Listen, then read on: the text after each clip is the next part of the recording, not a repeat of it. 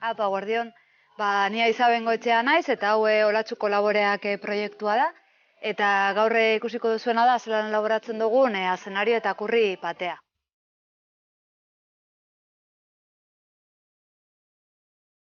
Nik Iruñan ikasi nuen nekazal ingenieritza, eta karrera bukarako proiektua egiten ari nintzenan, banekien apur bat sektoriari lotutako zeu zer sortu nahi nagoela etorkizunari begira.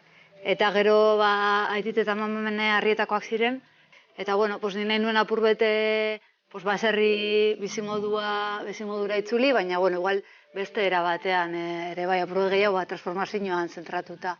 Orain jasoko ditugu zanahoriak patea prestatzen joateko.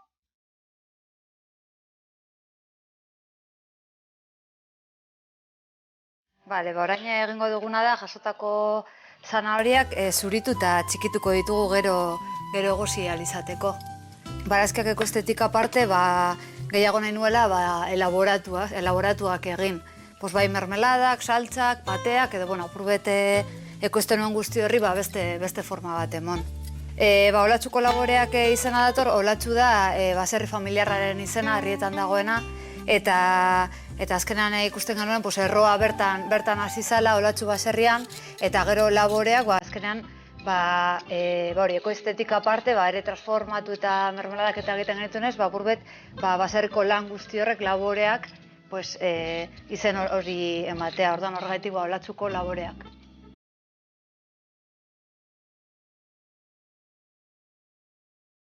Orain garbitu eta txikitu ditugun zanahoriak, kazuelan sartzen ditugu, eta urarekin egozten ipinte ditugu bigundu arte.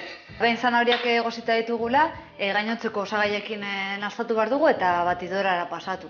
Horretarako erabiliko duguna da sesamo hasiak, berakatze aginbi, limoia, espezia diferenteak eta olio apurtxuet. Guk egiten duguna da, batez ere egiten ditugu mermelada ezberdinak, eta gero egia da dibertsifikatzeari begira, zikinela pate vegetalak egiten, eta gero hainbat saltza diferente ere bai. Dosai guztiak lapikoan ditugu, eta orain txikitu egingo dugu, dena masa homogeneo lortu arte. Orain patea egingo duguna da, bote txikietara pasatu, eta orain azkenik botako dioguna da olio kapa bat oksidazioa saihesteko. Eta bukatzeko tapa jarriko dugu, temperatura altuan esterilizatuko dugu eta etiketatzeko prest egongo da.